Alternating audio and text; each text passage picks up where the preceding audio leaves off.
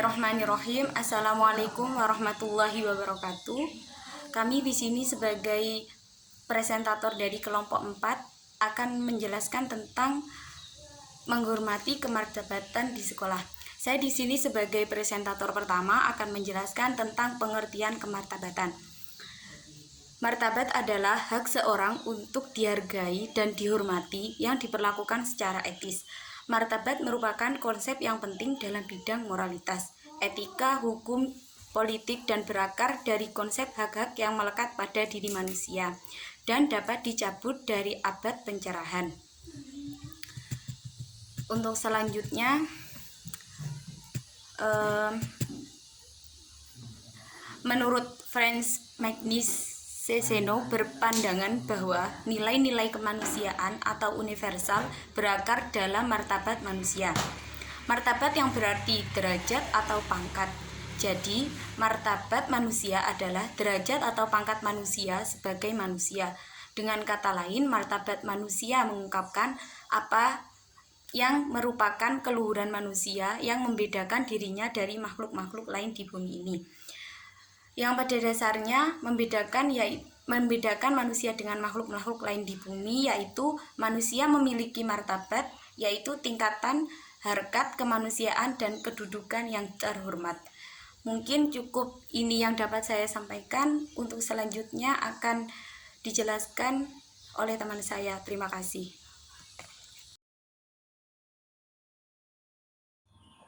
Assalamualaikum warahmatullahi wabarakatuh. Di sini saya menjelaskan tentang pentingnya menghormati kemartabatan di sekolah. Yang terdapat beberapa sikap penting dalam menghormati kemartabatan di sekolah lain. Antara lain yang pertama, 1. Kemanusiaan dan perdamaian. Kemanusiaan bertahan hidup lestari di tengah lingkungan sekolah yang menghargai kebebasan, keharmoni, rendah hati, dan kedamaian.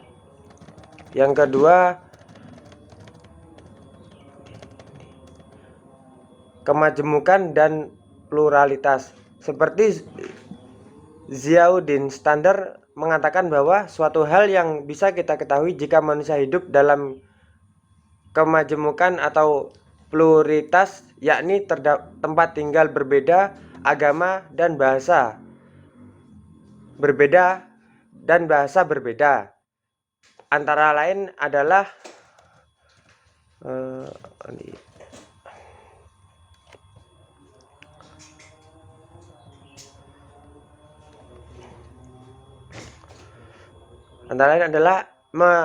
mendefinisikan identitas.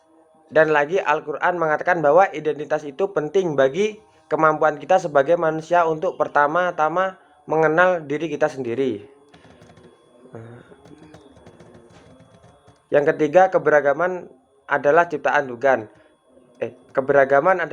Tuhan. Lebih lanjut bahwa keberagaman atau pluralitas merupakan esensi ciptaan Tuhan. Segala sesuatu mengada dalam bentuk yang beragam dalam berbeda-beda. Yang keempat,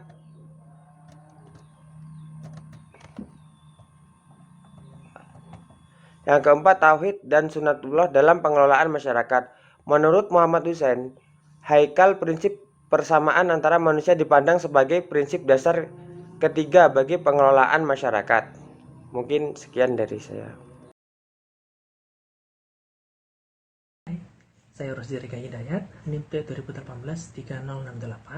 Di sini saya sebagai pemateri terakhir akan menjelaskan tentang cara untuk menghormati kemartabatan yang ada di sekolah.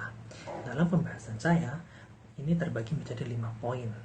Yang pertama yaitu menghormati diri sendiri. Cara kita untuk menghormati kemartabatan atau lebih mudahnya menghormati orang lain di lingkungan pendidikan, bisa guru atau kepala sekolah atau orang yang lebih tua dari kita, atau bisa juga sesama, itu adalah dimulai dengan melakukan atau menghormati diri sendiri. Perilaku menghormati orang lain merupakan cerminan bagaimana cara seseorang dalam menghormati dirinya sendiri. Tidak mungkin kita bisa mendapatkan suatu penghormatan atau dihormati orang lain kalau kita tidak bisa menghormati diri sendiri. Jadi cara awal kita bisa menerima diri kita sendiri sebelum dapat menerima orang lain di dalam kehidupan, baik perasaan, perkataan, dan perilaku, adalah dengan menghormati diri kita sendiri. Itu yang pertama. Kemudian yang kedua adalah mendengarkan dengan sungguh-sungguh. Nah, banyak orang memang bisa mendengar, tapi tidak semua orang bisa menjadi pendengar yang baik, menjadi pendengar yang sungguh-sungguh.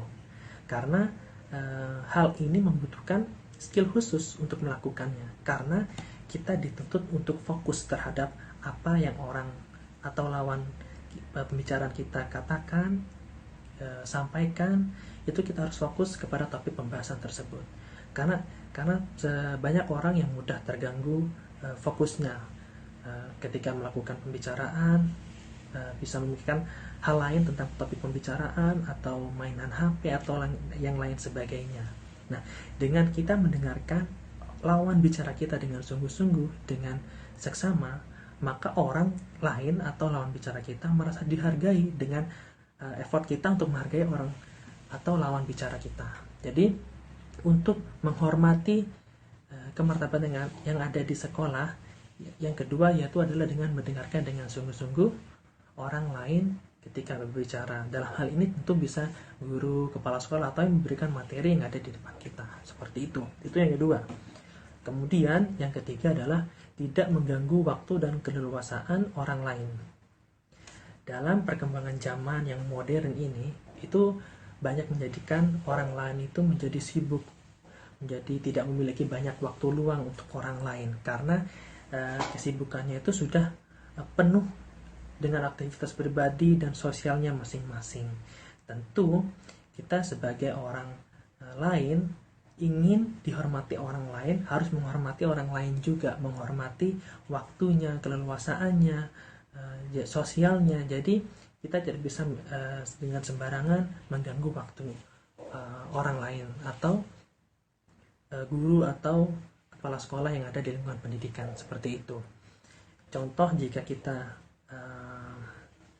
lakukan pada lingkungan pendidikan, ini bisa kita kaitkan kepada jenjang universitas, itu hubungan antara mahasiswa dengan dosennya. Ketika ada mahasiswa yang ingin mengkonsultasikan pembelajaran, terkait pembelajaran kepada dosennya, tentu dalam kontrak perkuliahan, dosen akan memberikan waktu untuk menghubungi dosennya untuk melakukan konsultasi pada jam-jam tertentu. Kita sebagai mahasiswa tentu tidak bisa sembarangan menghubungi dosen untuk mengkonsultasikan apa yang kita ingin konsultasikan kepada dosen tersebut.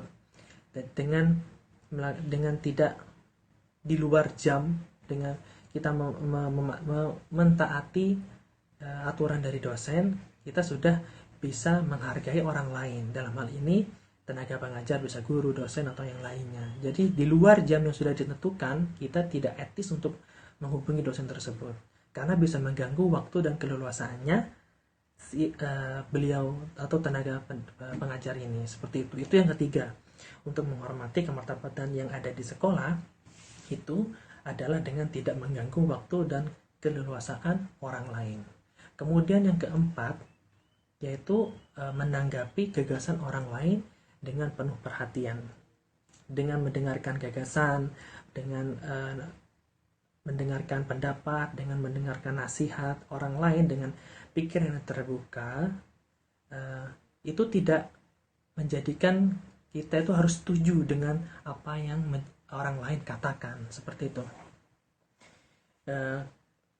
Tapi kita dituntut untuk memberi kesediaan kita untuk memikirkan apa yang mereka katakan, sehingga bisa menjadikan apa yang mereka katakan atau orang lain katakan menjadi pelajaran atau informasi untuk kehidupan kita pribadi atau sosial, seperti itu. Ini bisa dicontohkan dalam suatu kebijakan lembaga pendidikan. Contoh seperti ini. Ketika ada kebijakan dari sekolah terkait jam masuk pelajaran atau sekolah itu pukul 07.00. Dalam perjalanannya salah seorang guru mengajukan pendapatnya, memberikan gagasannya kepada kebijakan sekolah ini, bahwasanya guru tersebut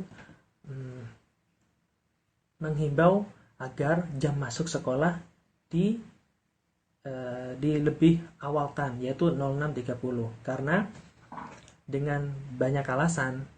Bisa yang pertama, pada pukul 06.30 itu kondisi lalu lintas cenderung sepi, sehingga dibandingkan jam setelah 06.30, sehingga bisa meminimalisir angka kecelakaan yang ada di sekolah.